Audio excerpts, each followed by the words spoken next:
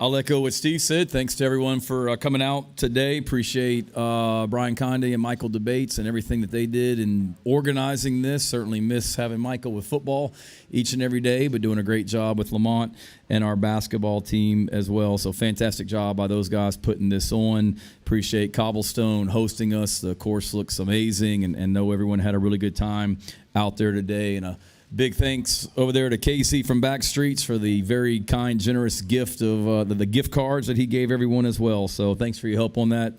Case also, appreciate so many non-media members being out here as well and playing, and always appreciate other head coaches at Carolina being out here. So appreciate Kaylin Anderson from our women's golf team and Shelly Smith from women's soccer being out here as well and supporting today also. Looked like a lot of fun and enjoyed riding around and watching everybody. So thank you guys for playing as well. And also, thanks for all you do, the coverage that you give us throughout the season or throughout the year as well. Busy time for us. Obviously saw most of you in Nashville last week, so good to see you again. For those of you that weren't in Nashville, good to see you. Also, since then, got back in the office this week and been a busy week. Great getting back around our players this week after we had a little bit of time off in the summertime as well.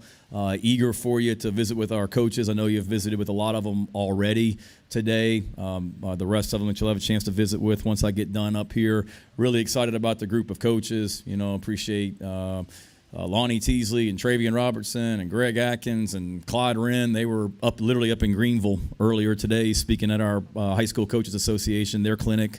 They spoke up there and then came here straight from Greenville as well. So appreciate them being here and excited for you to get to know the rest of our coaches. I truly believe it. We've had a great staff all since I've been here the first 2 seasons, but believe without a doubt this group of coaches, the 10 on-field coaches, the graduate assistants, the analysts, it's the best coaching staff that we've had from top to bottom since I've been here. When you just talk about a combination of coaches, recruiters, people in general, it's a really great group that I'm excited about as far as what's going on with us. Finishing up in the weight room this week. Tomorrow is our last official summer workout of the summer. So we'll finish up tomorrow morning as a team, giving our players a long weekend off because it's really their first long break until the off weekend in whenever that is, end of September, beginning of October. So we'll work out tomorrow morning and then have players will have off Friday, Saturday, Sunday, and pretty much all day Monday. Come back Monday night for a meeting. Light workouts on Tuesday and Wednesday, report Thursday, and practice Friday. So it's here for us. Got a big recruiting weekend coming up as well, on our big recruiting day on Friday coming up as well, that we're going to have a lot of great prospects here for that. So that'll be a fun way to finish the week. And like I said, eager to start next Friday with practice. And great excitement about the opener, as you all know. Awesome announcement this week about College Game Day coming to Charlotte for the first game. So it'll be an electric environment up in Charlotte here really, really soon. We got a lot of work to do as we get ready for a really talented North Carolina team, but can't wait to get started and get going on year 3 as well. So with that, any questions you guys have before I let you visit with the rest of these guys? Shane, because it'll probably be a topic all year, with the running back situation, is it, feasible to have running back committee through a 12-game football schedule where this guy gets 10 carries, this guy gets 12, this guy gets 8? Yeah, I think so. I've seen, you guys have heard me say it before, just other places that I've been where we've used more than one. And I've used the example when I was at Georgia in 2017, and we had Nick Chubb, Sony Michel, DeAndre Swift, and Elijah Holyfield. All 4 of those guys played or are playing in the NFL. So certainly that's a position that takes a pounding as the year goes. You need more than one. I think each game is different. Sometimes you get into a game and one particular running back just gets hot, and you just kind of ride that guy and keep going. And then we've certainly got to be creative, Coach Loggins and the offensive staff, as far as how we being creative, and there's also ways to generate runs without necessarily handing it to a running back. I mean, you saw us do that last year with some of the jet sweep stuff that we've done with receivers or running the quarterback or whatever it might be. We'll be fine there, but we also understand our depth is not necessarily where we want it to be. But we've got to do a great job of developing the ones that we have and being creative with what we do in the run game. Shane, as you get ready to start your 3rd season, what statement does that make? What does it mean to you to have your program selected to be ESPN Game Day to open up the year? Yeah, no, I think it's a great statement about where we've come. I was just telling somebody earlier today, I mean, 2 years ago at this time, it was about the same time a national media member made the statement that the ceiling for the 2021 team was 2 wins. And to go from that, where we were picked, whatever we were, 6th or 7th in the SEC East my first season, to now you have College Game Day coming, 2 really good teams, the season opener. It makes a great statement about the progress we've made and some of the things that we've accomplished. So we're certainly proud of that, but we also know that we're nowhere near being where we're going to go, and there's a lot more that we can do in this program and are going to continue to do as we build this program and move it forward. But proud of the strides we've made in 2 seasons, but I think we're all aware that there's a lot that we can be better at as well. Shane, the challenge of your opening opponent keeps kind of gradually going up here. What's it like facing Drake May, do you think? And just your players on defense obviously know who he is. Does that change, their attention span any in practice? Do you think it will or not? Yeah, I think so. I was talking to another SEC coach about that same thing earlier this week. Just he's a coach, and his program's opened up with some pretty high-profile openers, and certainly it makes a difference. I can remember when my dad was coaching at Virginia Tech, he had years where they opened up with Southern Cal and Reggie Bush and Boise State, or a conference opener against Georgia Tech or whatever it might be. So I think anytime you're opening up with a really talented opponent like North Carolina is, a really talented quarterback that many people say is going to be the number 1 or number 2 pick in the draft next spring, it certainly heightens the urgency as well. Our players are aware. We need to worry about ourselves, and we will, but certainly we love competition. We talk about competition in this program as a core value, and what better way to start the season than getting a chance to go out on national television and compete against a team that's really, really talented, led by a fantastic, quarterback. And our guys are excited, and, we'll really dive into North Carolina as we get closer to it for sure. But absolutely, when you start preseason camp, I would imagine it would, as you go through the dog days of preseason practice and you get in the middle of August and game 1 seems like so far away, it'll probably be a little bit more of an urgency this year, maybe in years past, because of who we're playing week 1. Shane, what have you noticed with Spencer Rattler in terms of just the difference this year in comparison to last year when he first arrived at South Carolina?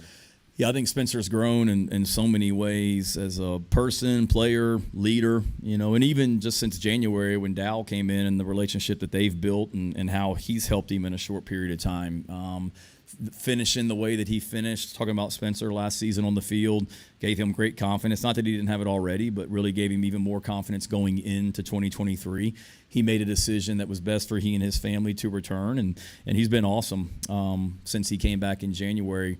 Not only trying to improve as a quarterback, but to be an even better leader than what he was last season. And he was a great leader last year. He was voted a captain by his teammates. So he knows he's got a lot to work on and will continue to. But glad he's our quarterback and eager to see him take the next step as he continues to grow and just gaining confidence and then just being comfortable as well. Last year at this time he had never played a game in Williams-Brice Stadium, and I think he obviously has a better understanding of what all that's about right now too. Haven't been through a season in the SEC because it's certainly no disrespect to the Big 12, but it's different than the Big 12. Shane, obviously there's some new faces and everything from year 1 to year 3, but when you look at when you took over the program to now, walking into your 3rd preseason camp, I mean, what do you feel like's different about this program where you guys are and maybe you are as a coach at this time? For me, it's probably just every day is an adventure, Ben, and every day something comes up that you don't expect, but I have a better understanding of what's coming and what's next and things like that than I did the first year I did it. You just learn and grow with experience, without a doubt. And I think overall, just as a program, I think it's really just our players understanding what we expect and how we want to do things and what we're going to be about as a program, just the way that we work and the way that we practice, and knock on wood, we don't have as many just off the field issues, being on time to class, being on time to study hall, stuff like that. We're in a much better position where, and a lot of that's because of the leadership on our team. But, as you go through each year, everybody comes in the program and new guys come in. We got 38 new players this year, but they come in and they learn from the guys that have been here for 2 years about how we want to do things and how we do things.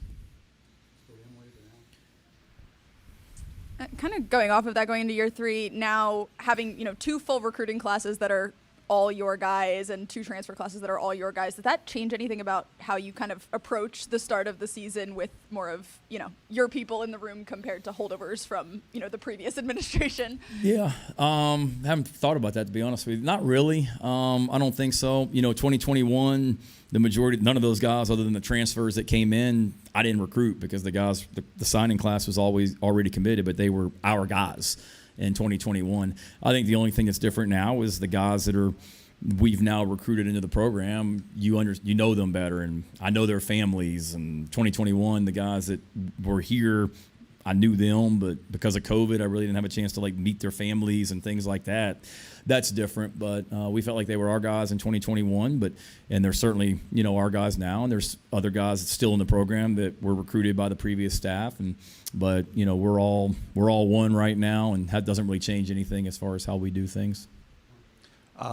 With Dowell and kind of installing a new offense through the summer, through workouts, going into camp, how do you kind of gauge success for that when you don't have an opponent? And maybe how is this install going compared to other offensive installs you've been involved with in your career? I think good. I think our guys have a great understanding of what we're doing. As you guys have heard me say before, there's carryover from what we did last year, but then there's also new things that we're doing this year that our guys have had to learn.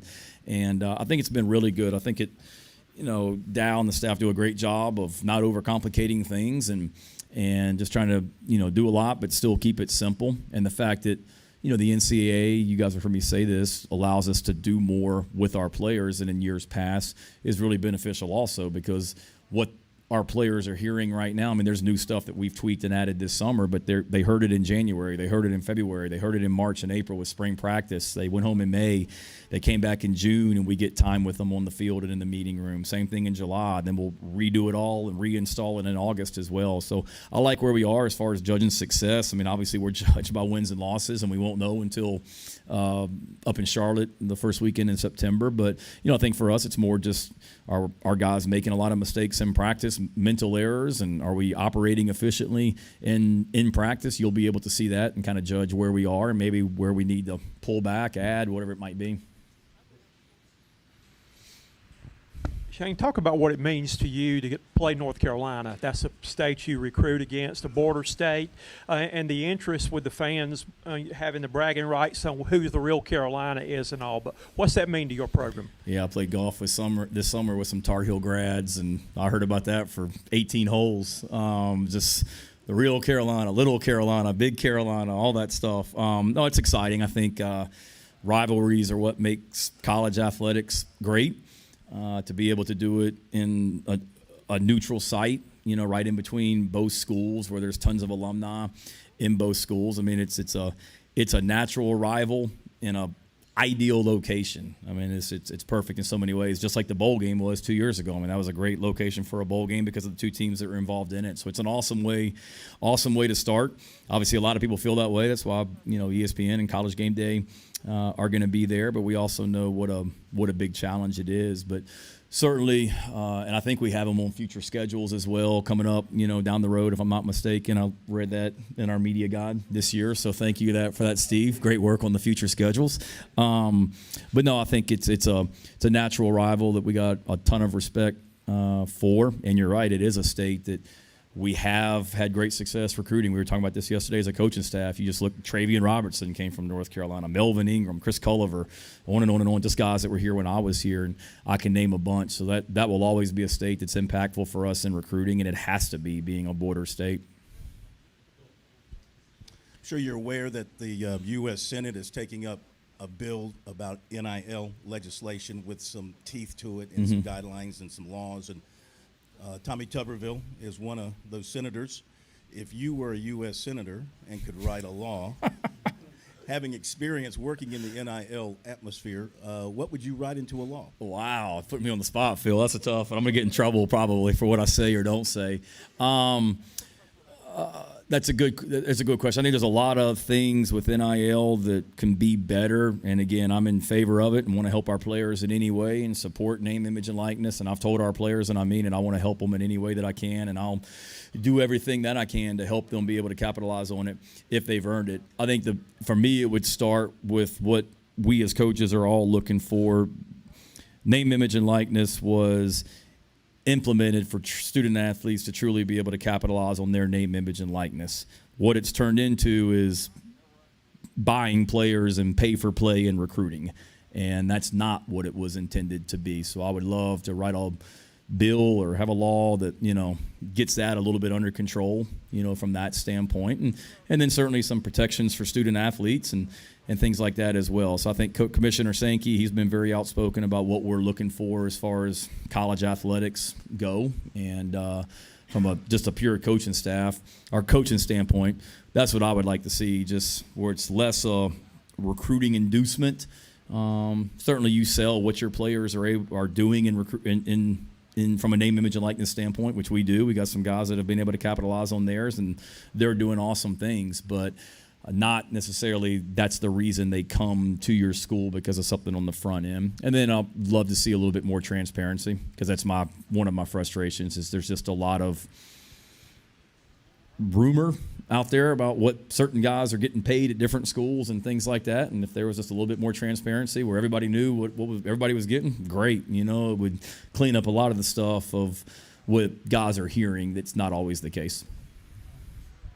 Cason Henry missed spring practice. Where's Cason in his rehab, and how do you maybe see him fitting into that offensive line? Good question. I literally just asked Colin, or I asked Cason that last night, Colin. We had a team bowling outing, and I was watching him bowl and was sitting there talking with him, and I asked him that question, where are you right now? And he said he's at 85% right now. And I said, what are you going to be when we play North Carolina? He said 100. So that's where he is, and he looks good. Did miss spring practice, but he's doing pretty much everything in our summer workouts, and we need him to be healthy and stay healthy. He can be a critical guy for us on the offensive line, and he's made a lot of progress, and maybe a little bit limited when we start practice, but not by much. And let's just continue to progress him as we get closer to the North Carolina game. Shane, the last few years you've roster managed with the COVID year in mind.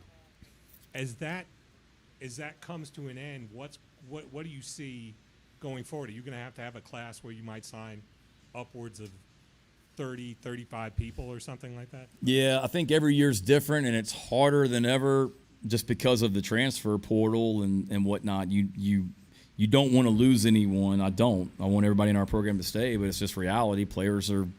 You're going to have some attrition from that standpoint, whether it be the NFL draft, guys that leave early, graduation, portal. So you realize that every year is different, but I certainly think you could see a year like that where you maybe sign a higher number of guys than other years, for sure.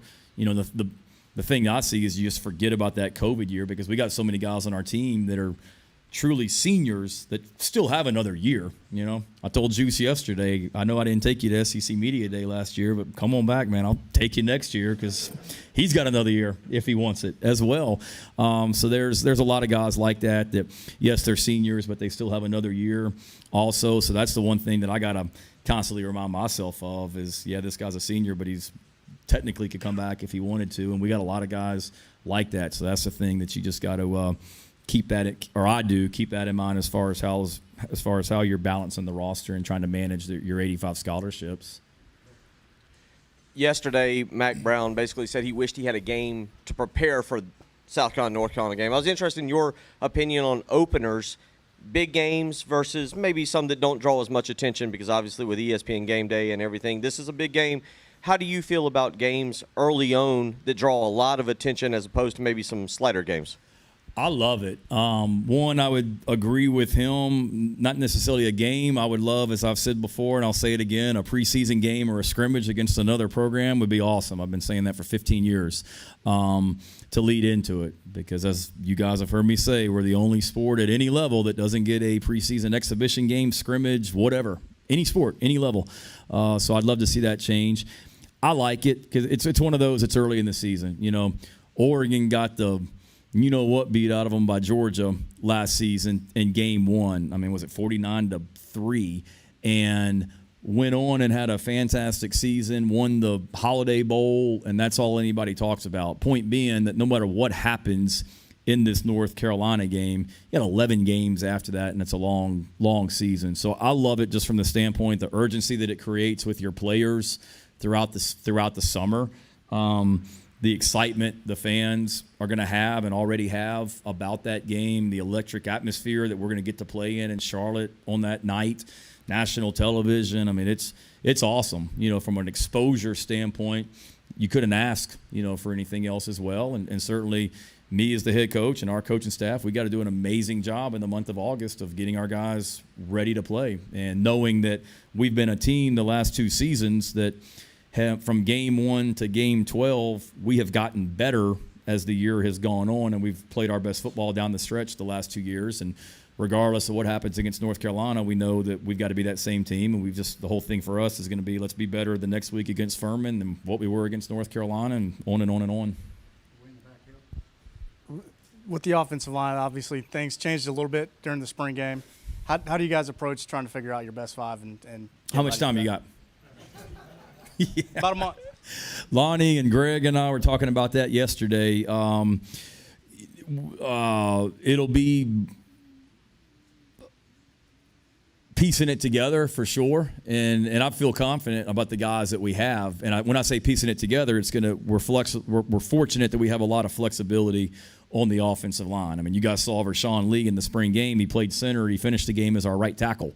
So we've got guys on the offensive line. Lonnie and Greg and those guys have done a great job throughout spring practice in the summer of forcing our players on the offensive line to play multiple spots, center, guard, tackle. So we don't just have to say, this guy's a tackle and only a tackle. This guy's a guard and only a guard. We got guys that can play multiple positions. And what you love to do is find, 8 guys going into game 1 that you can count on and say that these guys can play and play winning football.